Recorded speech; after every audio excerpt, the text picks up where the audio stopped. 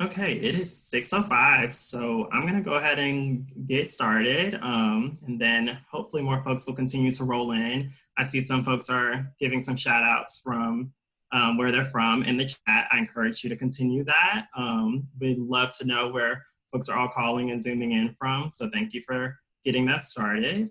So I'll just kick us off by introducing myself. My name is Dylan Nettles. I use he, him, his pronouns, and I serve as policy analyst for the ACLU of Alabama. I'm an Alabama native and have lived in Montgomery for 5 years now. My work in that time has been centered on organizing, particularly around policy and legislative issues, and I will be generally leading that arm of our advocacy around policing as well. Because of the spaces I'm traditionally working in, I unfortunately really see the failures expansively and acutely of reformist approaches when working to dismantle structures that are rooted in white supremacy, and policing, of course, is one of them. And while personally it is my hope to see a world eradicated of these structures, the ACLU is not an organization particularly that is committed to an abolitionist vision, and I want to be clear and transparent about that as we move through this conversation. We may all be coming into this conversation with different frameworks and visions for policing in our communities, and I invite your ideas and conversations. I hope that this can be a productive time also for envisioning bold and transformative concepts for what safety looks like to us in our communities. And I'll turn it over to Steph. Great. Hi, y'all. I just wanted to double check because I feel like I'm a little bit of a noob at the technology for Zoom. So I wanted to make sure that I am screen sharing correctly, that everyone can see the slide deck from me in this moment. Dylan, tell me what people are saying. I get everyone else is saying a thumbs up, so. Yeah, looks good. Okay, great, cool. All right, so my name is Steph Bernal Martinez. I use she and her pronouns. So I'm a queer Chicana from El Paso, Texas, and I've made my way to Montgomery for my work as an elementary teacher, but I have found myself transitioning into a new role here at the ACLU of Alabama as the organizing and outreach coordinator. So thanks for y'all being here. I wanted to note one thing that Dylan already actually brought up, but I wanted to emphasize it. I really appreciate that he shared about our respective personal and organizational commitments. There's a leader in abolitionist organizing named Andrea Ritchie who has called on organizations like the one that Dylan and I work at, and organizations that don't subscribe to an abolitionist practice to avoid co-opting the language and the tactics from the larger abolitionist movement. And so, like Dylan said, the ACLU is not an abolitionist organization, and Dylan and I are committed to being incredibly transparent about the position of the ACLU because of our own personal commitments to abolitionist practices, right? So that being said, there is an internal ACLU pivot, like we're seeing in the national discourse and other places, towards alternatives to policing, rather than some of the typical reformist responses to police violence. So those things will be really coming through in our conversations today. So I'm gonna turn it over to our very special guest and our brilliant scholar, Alex, to introduce himself. Thank you, Alex, for being here with us. You bet, Steph. And Dylan, thanks so much for having me. So I'm Alex Vitale. I'm a professor of sociology, and I coordinate the Policing and Social Justice Project at Brooklyn College. I also teach in the Africana Studies department there. And I've been looking at issues around policing for about 30 years from now as both an organizer, an academic, a public intellectual, my book, The End of Policing, has been, part of this moment that we're in of trying to rethink the appropriate role of policing in society.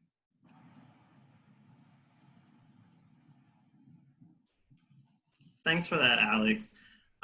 Because you all are at Smart Justice Summer School, we're gonna kick off with a few learning objectives for today's session. So I'm just gonna run through a few of these really quickly. The first is that we want to explore the history and current landscape of policing in Alabama. We also want to identify common policing myths and unpack the limits of police reforms. And finally, we want to envision alternatives to policing in our communities. Before we kind of dive into this, I do want to issue a content warning. I'll be honest that in my own experience, even in preparing for this webinar, there were moments that were triggering for me and difficult to kind of grasp or sit with. And I understand that that may be true for many of you on this call. And so I want to just give you that warning before we go deeper in. I hope that particularly for those who are, the non-Black people on the call, that you all will lean into the tension that you may feel around these subjects that may be a little bit hard to digest. And so I just wanted to provide that warning before we go any further.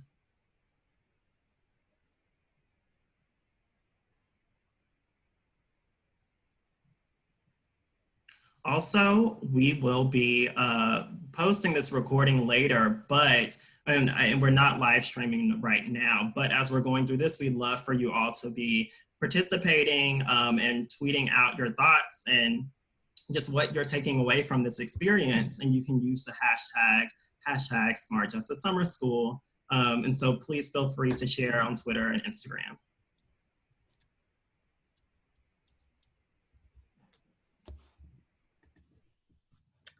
All right, so thank you, Dylan, for sharing those pieces, and I appreciate reminding all of us who, non-Black folks on the call, non-Black folks of color, about the content warning, about the kind of discussions that we're having. It's important to me that we are careful about how we discuss this kind of work and that we're being careful with each other's hearts. All right, so before we jump into Alabama's policing landscape, I wanted to note two pieces. First, this historical and contemporary overview of Alabama's policing landscape is exactly that. It's just an overview. We're not going to be able to go into the weeds of Alabama's police policies and practices. Because of the way that policing shows up in all of our communities, we wouldn't necessarily be able to break it all down in this short amount of time. And that being said, if you end up having questions about specific things we discuss, you can put them in the Q&A function of the webinar, which I think exist on your panel of options, and we'll try to answer them at the end of the call. You can also just hold your question, because at the end of our webinar today, Alex is going to be answering questions for us. So either one, whichever would you would prefer. All right, so.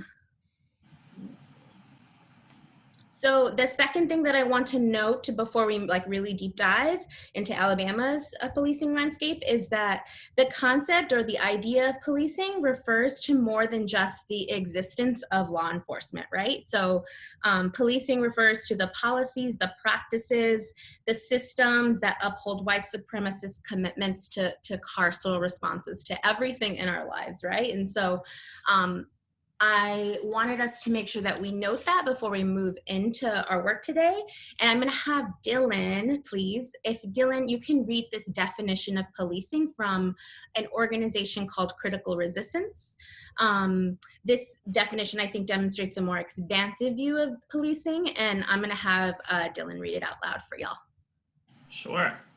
Policing is the relationships and practices that enforce social control through the use of force. Empowered by the state, police reinforce the oppressive social and economic relationships that have been central to the U.S. throughout its history.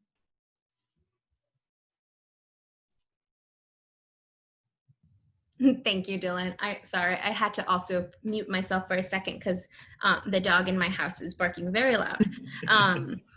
But okay, so on today's webinar, we'll mostly be discussing the role of law enforcement officers and police. So while this is the definition and the understanding of policing that we want you all to come away with, I know we're going to be talking a lot about individual officers and departments and things like that.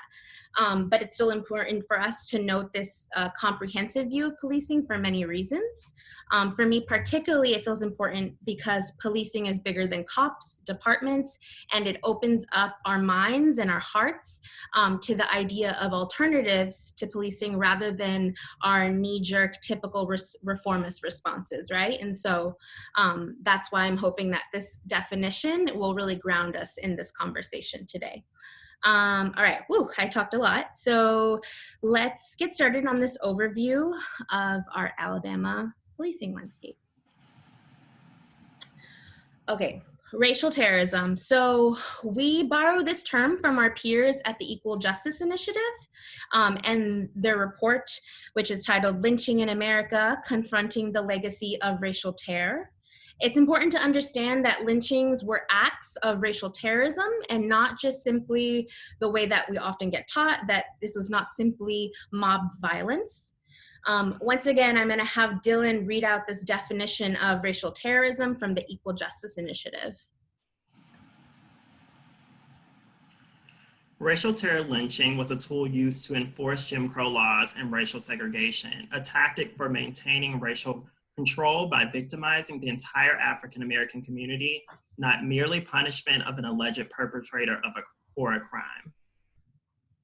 Thank you, Dylan.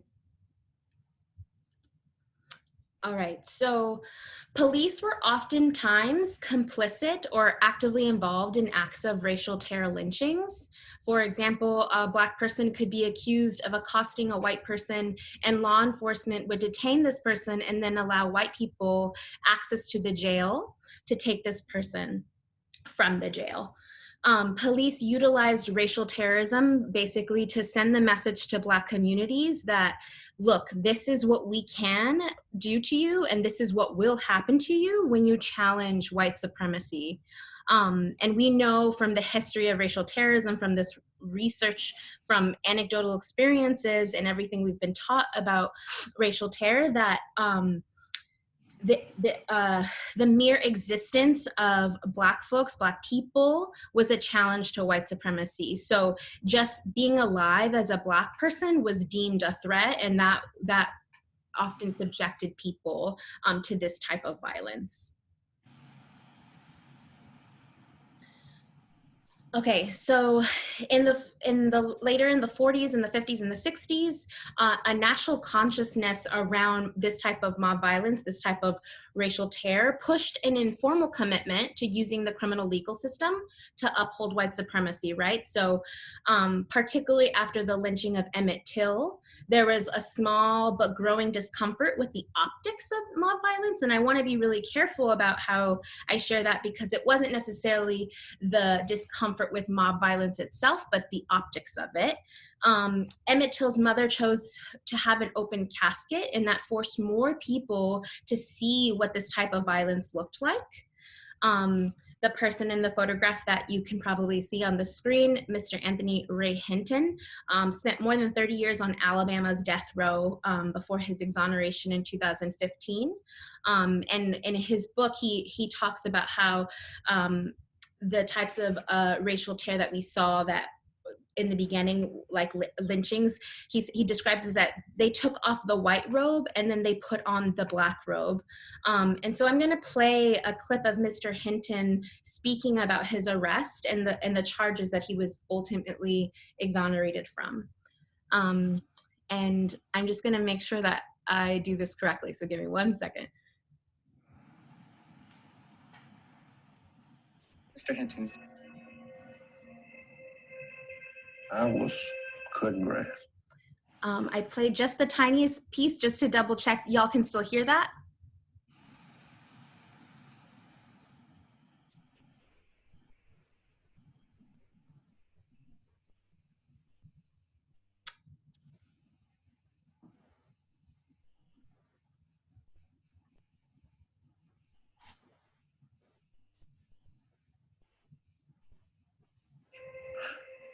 I just happened to look up, and there's two white gentlemen standing there, and I said, "Can I help you?"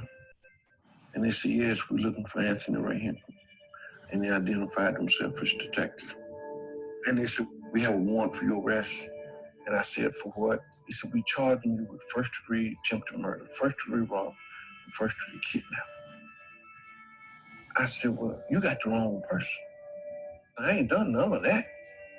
And he continued to look at me, and he said, "You know, I don't care whether you did or didn't do it, but I'm gonna make sure you be found guilty of it. And there's 5 things that going to convict you." He said, "Number 1, you're Black. Number 2, a white man is gonna say you shot him. Whether you shot him or not, I don't care. He said, number 3, you're gonna have a white prosecutor. Number 4, you're gonna have a white judge. And number 5, more than likely you're gonna have an all-white jury. And he continued to look at me. And he said, you know what that spell? Conviction, conviction, conviction, conviction, conviction. And true enough, they found.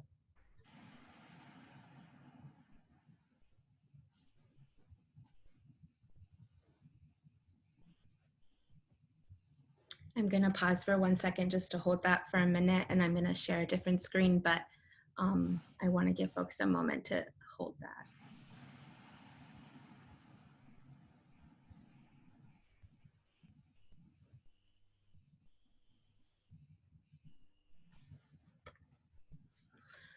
So Mr. Hinton says, like, the officer told him, like, conviction, conviction, conviction, conviction, knowing that they could transform or they could change the approach that they took to this type of racial terror. So that growing discomfort that I talked about with the optics of mob violence didn't necessarily lead to the end of racial terrorism.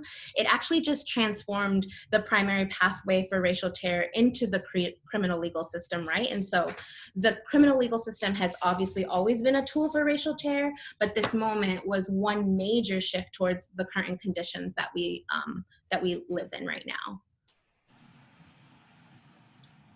Okay, Bloody Sunday. So any like discussion of Alabama's history of policing is often incomplete without naming this day and the violent display of police violence that occurred on Bloody Sunday in Selma, Alabama. So the police violence witnessed nationally on Bloody Sunday was reflective of the violence that Black Alabamians were experiencing on a daily basis, right? And so if we referred back to the EJI report, Jefferson County, and especially for the folks who aren't in Alabama, that is where Birmingham is. Jefferson County had the highest number of racial terror lynchings in the entire South, right? So it's important to hold that. So according to the SNCC Gateway, so that's actually this really cool resource on all of the organizing work of the Student Nonviolent Coordinating Committee. On Sunday, March 7th, 1965, over 600 people had gathered in Selma for a march to the state capitol in Montgomery. SNCC didn't originally intend to participate part of this march because of the expected bloodshed, but they definitely encouraged their individual members to participate, and so folks did. Our recently passed elder, John Lewis, was one of the SNCC leaders who actually joined the march in response to the killing of Jimmie Lee Jackson in Merriam, Alabama, and for the demand of voting rights. So on the bridge that day, state troopers wearing gas masks, meaning basically preparing for the type of violence that they were going to inflict on people,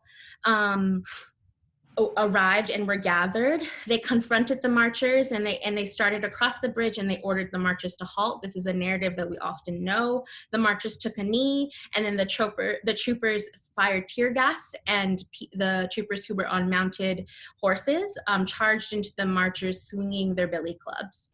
And over 50 marchers were hospitalized from the police beatings. This was nationally televised. And once again, this moment reflected the daily experiences of Black Alabamians. But it was one of the moments in which people could see it all across the country. I am going to pause for a second, and I'm going to pass it over to Dylan, who's going to talk about the use of lethal force by police in Alabama.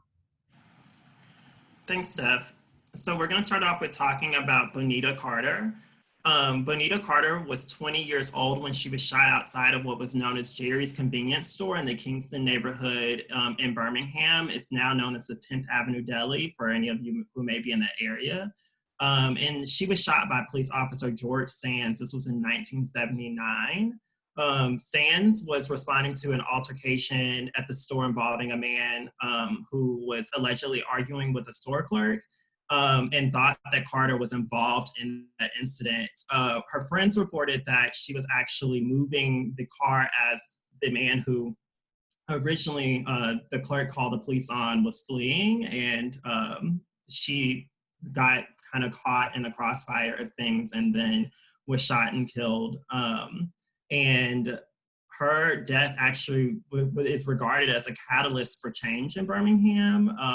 Richard Arrington, who was the first Black mayor elected in 1979, after challenging David Vann, who was the incumbent mayor for that seat, really ran following Carter's death because of the lack of representation of Black people in Birmingham's government and the ongoing violence inflicted by the Birmingham Police Department and the Jefferson County Sheriff's Department. And so the shooting was widely seen as a turning point that helped catapult Arrington from an outspoken member of the Birmingham City Council to the city's first Black mayor.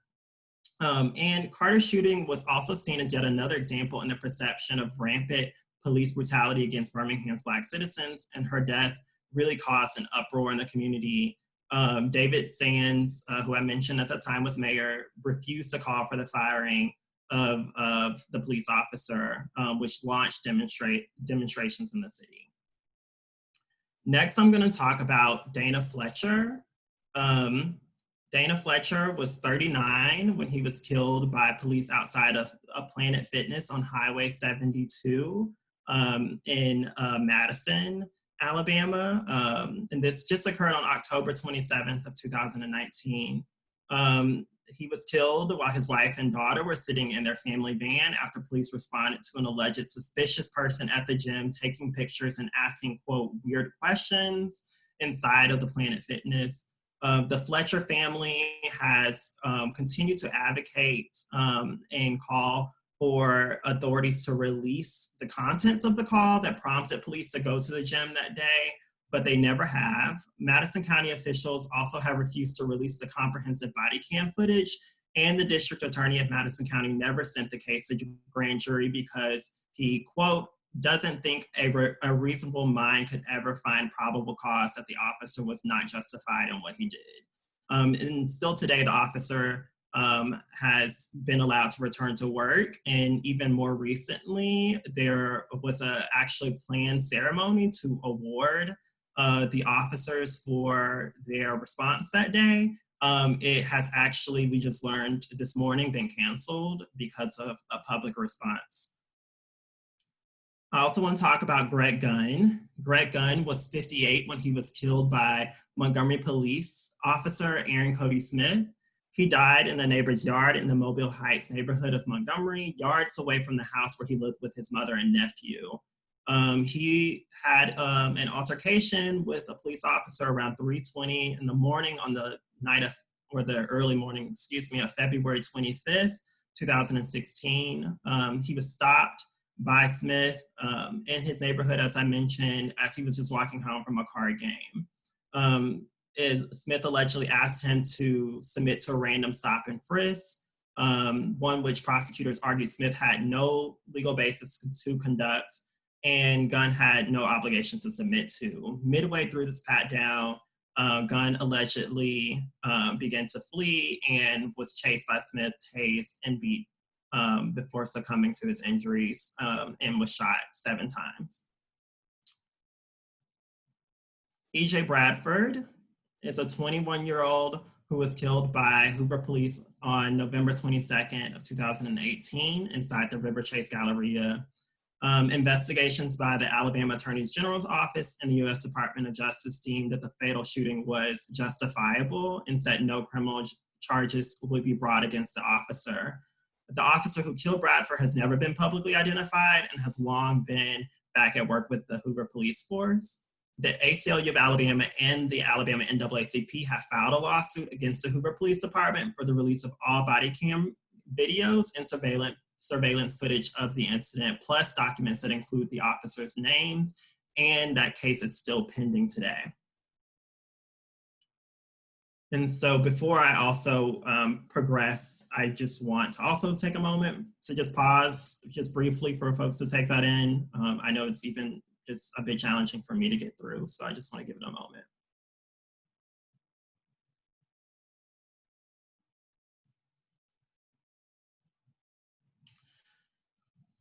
So unfortunately, since COVID-19 has impacted our entire country, what we have also seen is a response at the local and state levels and really all across the country to this pandemic with punitive measures that also target Black and Brown communities quite substantially. I'm going to just touch on two of those very briefly.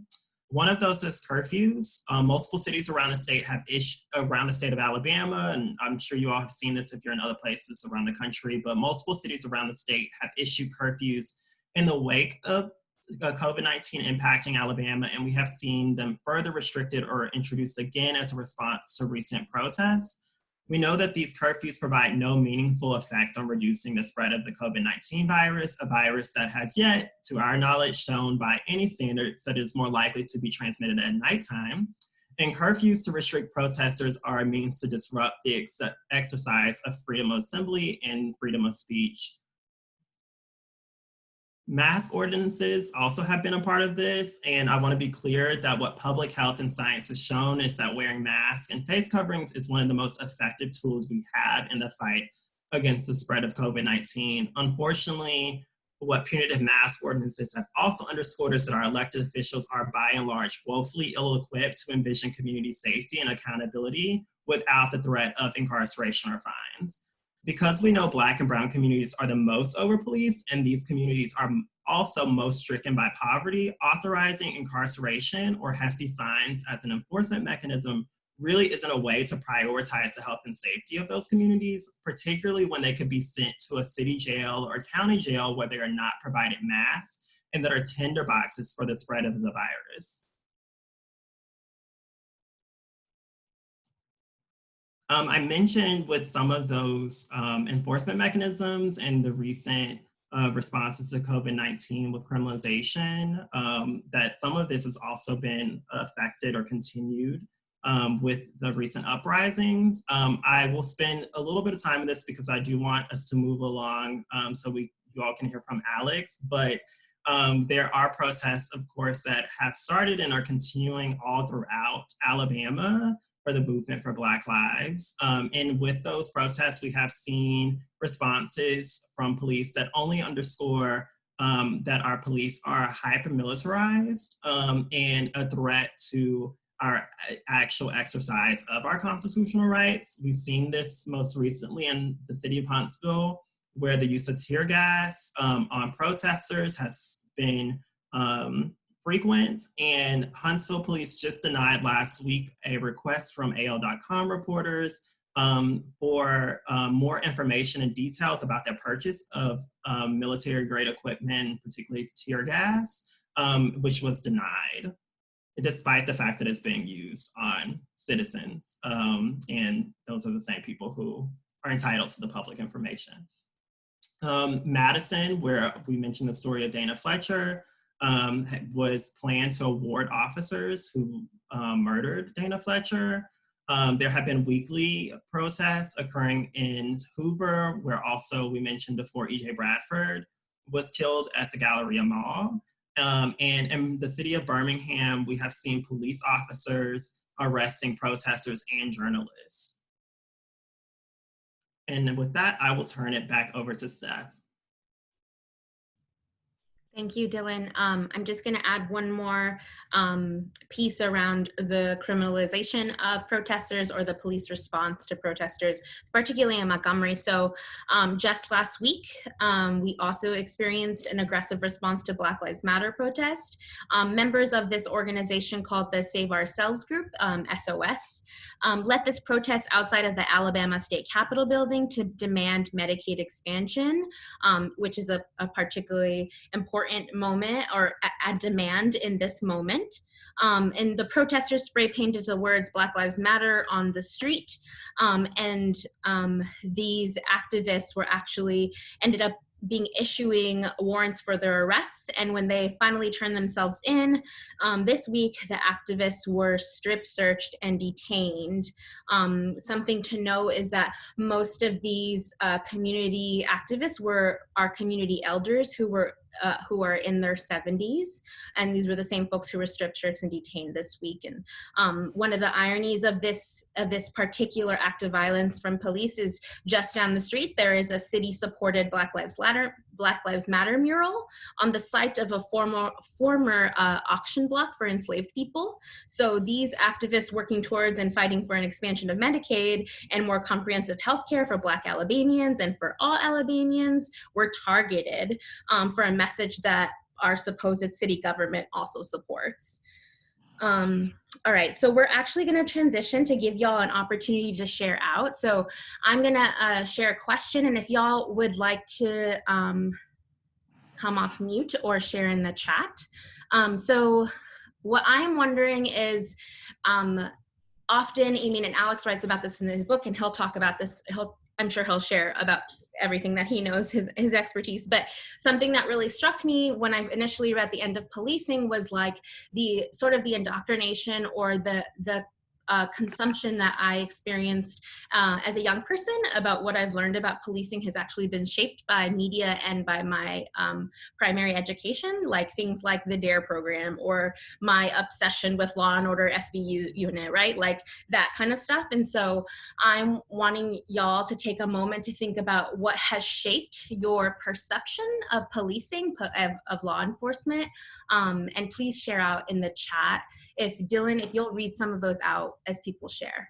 And then if folks want to come off mute, I guess that's fine too. I just don't know how to do it because I can only see the slides right now.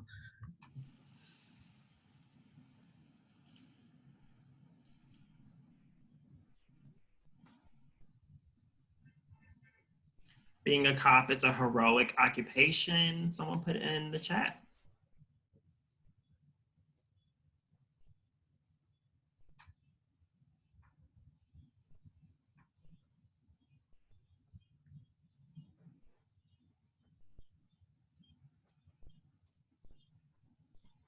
I see folks agreeing with you, Steph, about the DARE program and police in schools. Folks are saying that police are the main people we're taught to trust. Someone says, I was taught that they were there to help, but they also knew they abused their power. TV show Cops, yeah, that's a big one. Also believing that police are always right 100% of the time and truthful. Yeah, school resource officers reinforce the idea that cops are your friends. They help maintain law and order. Someone says that all cops are pigs. The police are neutral and merely, sorry, I lost that one. That's okay. That's actually a good one. We can actually pause there for a second so that we can move through. That's a takeaway actually that I want to amplify. Often we are taught that the police are absolutely neutral, and the history that we just talked through and everything that precedes that obviously paints a very different narrative. So I'm actually going to stop talking for a little bit and hand it over to Alex to talk us through some of these policing myths and some of the failed reforms that we've seen throughout our country.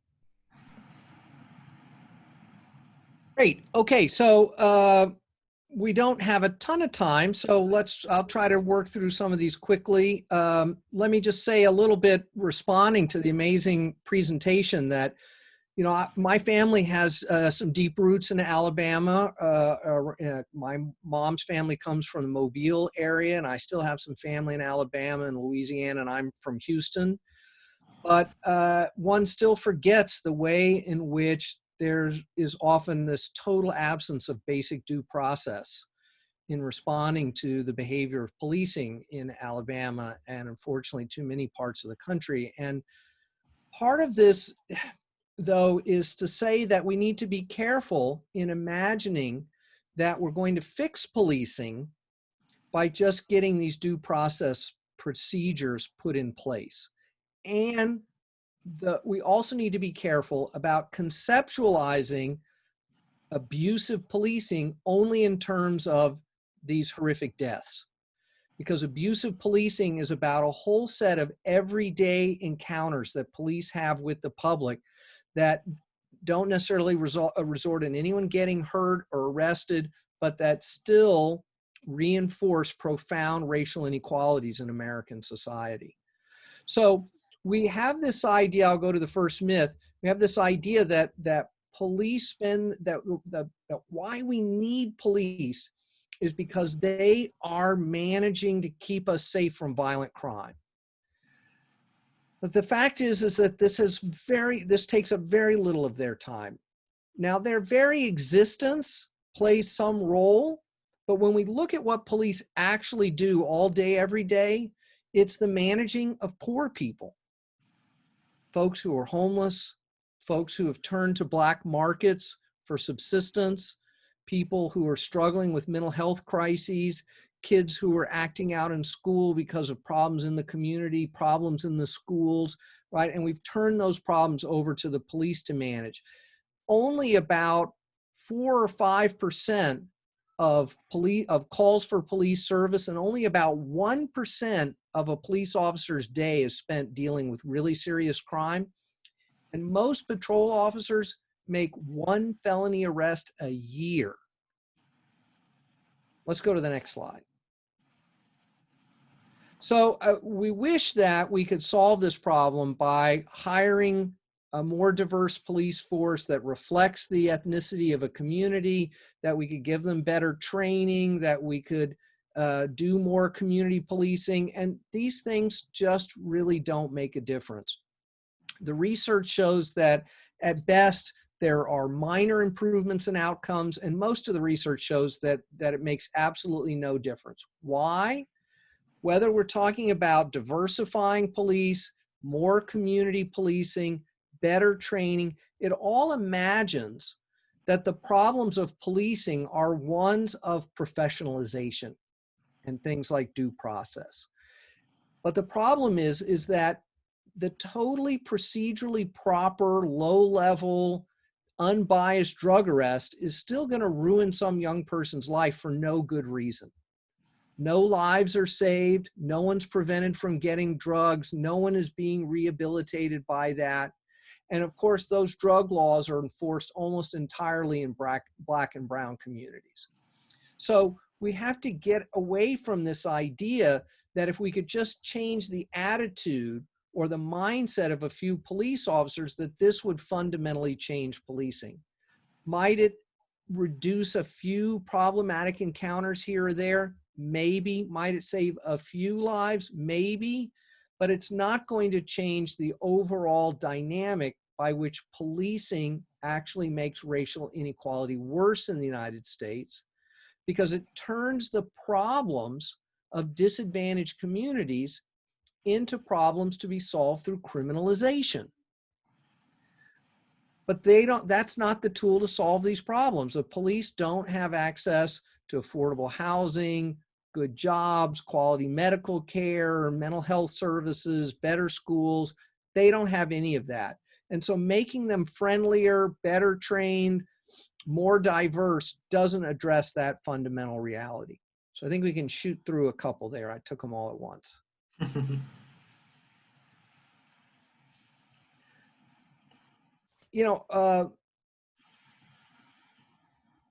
Did you want to do something with that question there? Yeah, we can actually move through it. We were going to talk about what communities what keeps communities actually safe, but I do want to give folks an opportunity to ask you questions, Alex. Okay, so let's keep going. Let's keep going.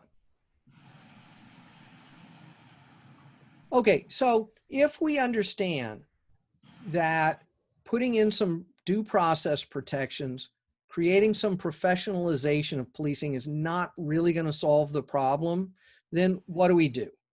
And the moment that we're in right now is about finding concrete alternatives to policing that people in communities think will actually keep their communities safer than the current system of relying on armed police.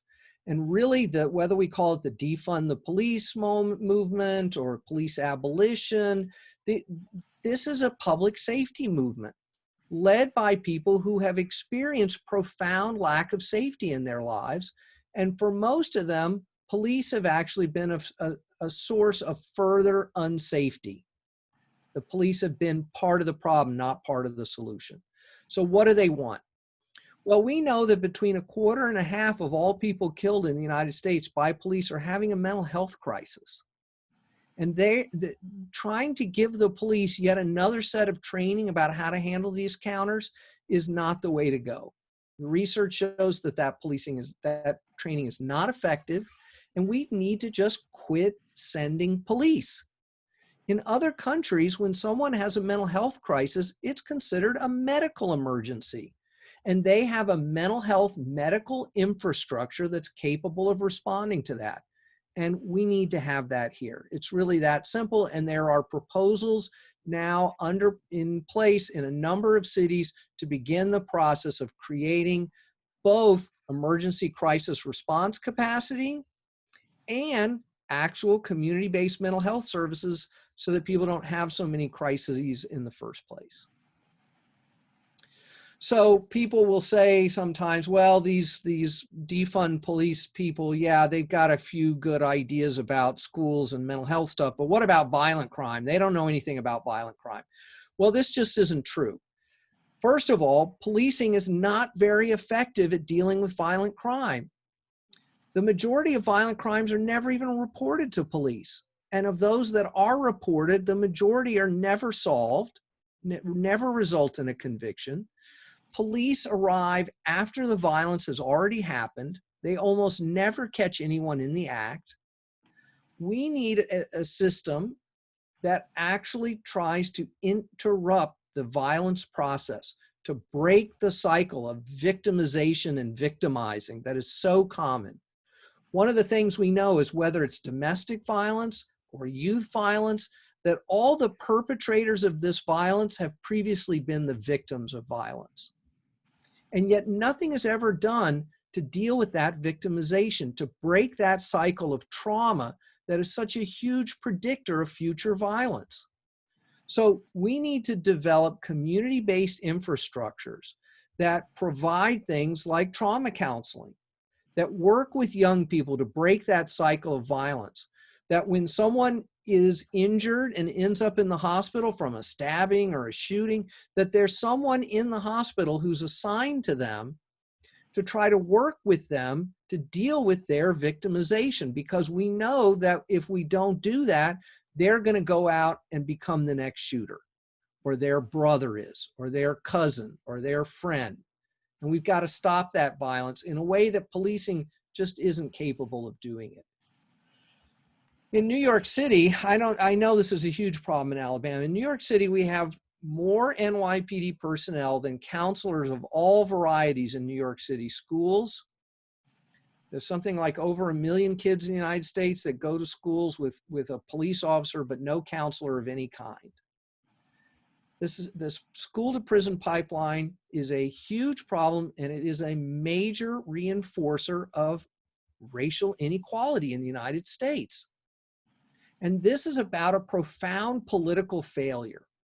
Politicians have decided that instead of adequately and equitably funding schools, they're going to hollow those schools out, and then when kids act out, they're going to criminalize them so that they can keep doing tax breaks and play their little financial games. We got to get police out of the schools, bring back counselors, high quality after school programs, restorative justice programs, and family support systems, because we know that so many of the problems in schools originate at home and in the community.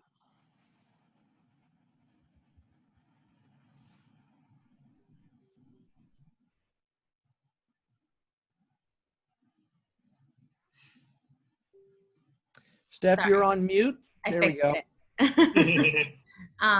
So I'm going to stop our share. We had a couple of other pieces that we're just going to make adjustments to, because I really want to give folks an opportunity to ask questions. And Alex, I'm sorry, we didn't give you as much time as I intended to. So if we want to, Dylan, if you feel like it's okay, can we open it up for questions? All good. Okay. Yeah, so folks can drop questions in the chat, or they can come off mute. There's some in the Q&A too. Okay. someone asked, one of the questions in the Q&A was, where will the recording of the session be posted? Since you're registered, you all should receive an email with the recording, and I'm sure that our fantastic comms team will make sure it gets up on all the ACLU channels as well. The other question was, do you think that divesting from police, like what happened in Minneapolis, will happen elsewhere too? Alex, do you want to take that? Yeah, let me talk about that. So we don't know what's going to happen in Minneapolis.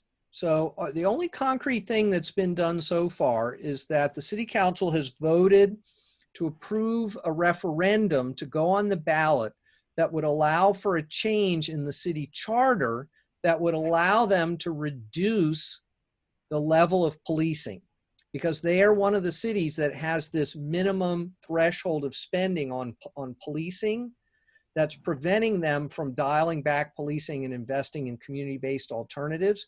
So if that passes, then they want to start a process of community consultation, of going to communities and talking to people neighborhood by neighborhood about what the public safety challenges are that that neighborhood faces, and then have a conversation about what we might be able to put in place as an alternative to just relying on armed police. And I think this is exactly the way to go. It's not about that there's some magical switch and tomorrow we just turn off all police. There's no such switch. There's no way to do that. This is about a process of identifying targeted interventions to address specific public safety problems, and then dialing back our reliance on policing in that area. Thank you for that, Alex. I see another question has come in through the chat, and just so you all know, I'm looking at both the chat and the Q&A. I see a question which says, in Huntsville, they won't even share information or release body cam footage, as you mentioned. What can we do to effectively push for more accountability? Alex, I'm happy to hear if you have any thoughts on this. I do want to just mention. Yeah, just a few really thoughts, quick, and then I'll pass it over to you. Is that all right? Yeah, please, go ahead. So first of all, this is a pattern all over the place. And this is what we're learning about body cameras, is that they're not being used for accountability. They're being used for internal management and for evidence collection. And we now have some excellent studies that show, that like they'll take two neighborhoods with the same demographics and give the officers in one body cameras and not in the other one. And it turns out it makes absolutely no difference on any measure at all. And the police, though, say, well, we don't care. We're going to give all the officers body cameras because we're using them for evidence collection. So we got to get over this idea that the body cameras are going to save us, that we're ever going to see the footage that we really want to see, and that even when we do see the footage, that it makes any difference. Because the accountability is not in the camera footage. It's in the willingness of political leaders to quit relying on policing and to hold officers responsible for brutality. But the reality is these politicians are telling the police to go out and do this. So why would they hold them accountable for doing exactly what they've been sent out to do? So we got to get over this idea that body cameras are going to save us. I see another question came in the chat about body cams. I wanted to mention as well, for some context for folks, that here in Alabama, we have very weak open records laws, and that is one of the reasons too that it's very difficult to obtain this footage. In any state, any citizen should be able to ask for request information from a public entity, and in each state there are different laws that dictate what can be turned over as public information. And so when I say Alabama has really weak open records laws, I mean that there's really just no, there is no teeth in it. There's nothing that will happen to a state agency or an actor if they do not respond to a request. And so in the case of E.J. Bradford, which I mentioned the ACLU was involved in earlier, we have not received the footage, even though we have now sued, but we originally started off by just issuing a public records request like any of us here should be able to do, and we never received that, and it wasn't turned over. Someone noted that same in Dana Fletcher's case. And so there has been activity in recent sessions to get more momentum going behind passing a stronger open records law in Alabama that would not only apply to body cam footage and policing by any means, it would apply to records across the board that should be considered public information in Alabama. So that's something you should all continue following along with ACLU about. We'll be talking about more around government transparency and accountability. I mean, let me Alex, just, can I say one more thing about that, or two more things? One is that what I've written is, if you're going to go down this road about body cameras, the footage should not be under the control of the police department, right? There's a fundamental conflict of interest there. They don't give it to defense lawyers. They don't turn it over to the families. They don't get, right. It should be under the control of an independent agency that has clear established rules for who can see it, because there sometimes are legitimate privacy concerns. And because we let the police make the decision about what to release. And this is just, you know, ridiculous. The last thing I'll say about this is that if you're trying to figure out how to exert political leverage to get these things, you got to take their money away. You've got to threaten their budget.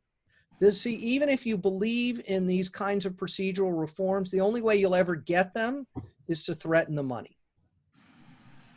I want to bring this conversation back to the Q&As. One person, just maybe I'm going to name a couple so that you can talk through them. One person asked about the organizing tactics for the increased police presence in their particular community. So cops who are on patrol, cops who are in their parks, cops who are just like hanging out in their neighborhoods, how do they push back? And the other piece is there's a lot of obstacles to having these types of conversations about police divestment. How do people engage in those conversations? Because this is like your life's work, Alex. How are you doing that? And then the last question that I want to make sure that gets touched on is folks express some concern that if we divest from police at the municipal level, does that just then replace them with private police? I'm going to just give you all those so you can tell. Yeah, okay. So how do we talk about this?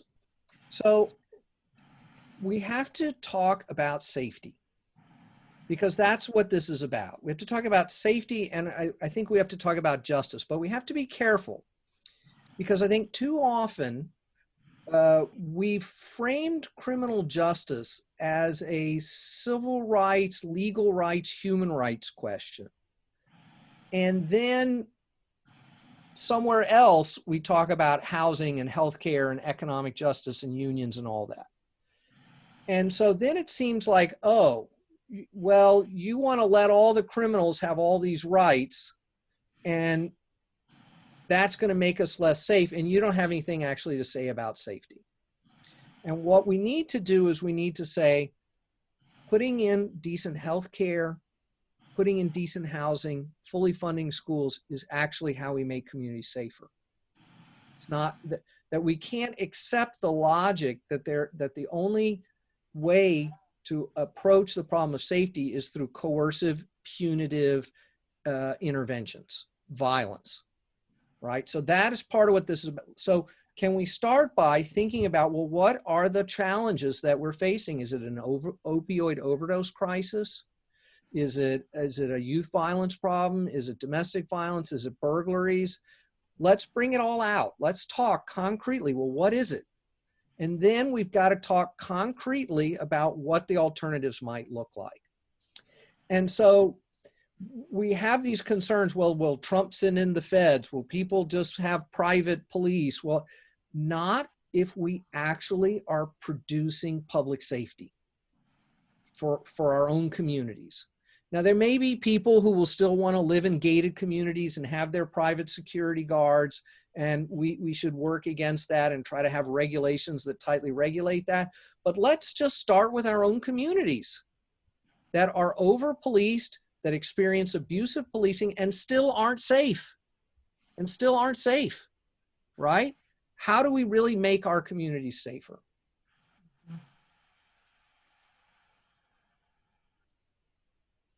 Did I touch all three? You did. That was perfect. We actually are at the end, and I apologize that you didn't get the most amount of time to talk. I'm going to give one CTA, and then I'm going to give it to you, Alex, and you, Dylan, to share your last words. But Alex already brought up the fact that the focus right now, in order to think about a world outside of policing, is to talk about safety. And that is the work that the ACLU of Alabama is doing and has been doing. We are launching a campaign called We Keep Us Safe in order to do exactly what Alex just laid out, actually. So thank you for setting that up for us, because he's absolutely right. We need to be focusing on the things that actually provide the types of security and safety that we are asking for, particularly here in Montgomery. So you're going to get an email after this webinar tomorrow with the next steps for how to plug in, which include filling out a survey. And after you fill out the survey, you will be plugged in with all of the things that you need to do in order to envision this world in which we can have and experience and feel safe in our communities without police and without all of the violence that comes from policing. All right, so I'm gonna leave it there with my CTA and hand it over to Dylan and then to Alex to close this out. I appreciate all of y'all for jumping on. Yeah, I want to thank everyone, especially Alex, for being here as well. I don't think any of us anticipated that we would have such an incredible reaction and response. And so we are really a bit overwhelmed with all your questions, but only because we just didn't expect so many. So thank you all. I want to just mention really quickly that, like Steph said, you can all plug into our work and you'll get more updates about that. It is never too early to start asking questions of your local and state officials, so about where they're positioned on policing issues. I saw that question and we didn't get around to it, but it is never too early, so please start asking them, start showing up or participating virtually in your city council meetings. And the legislature will be back in 2021. We just don't know what that looks like because of everything that's going on. So you can start contacting them now and asking about their positions as well. Alex? Well, thanks everybody for tuning in, and thanks again, Dylan and Steph, for inviting me. I've been working with the ACLU in different capacities for almost 30 years now, and was working with some of the ACLU folks at the national level on the pivot that Steph mentioned earlier, which I think it's just an incredibly exciting time right now to be working with the ACLU, that has really been listening to what people are saying on the ground across the country about the need to shift from a focus on procedural reforms to really deeply interrogating why we're using police in the way we're using them. And I'm sorry I didn't get to all the Q&As, but you know, I've done a ton of these that are around on the internet, videos, podcasts, etc. So feel free to check that out. My website has a bunch of these, alex-vitale.info, and folks can follow me on Twitter @avitale. All right, thanks y'all. Good night, everyone. Bye.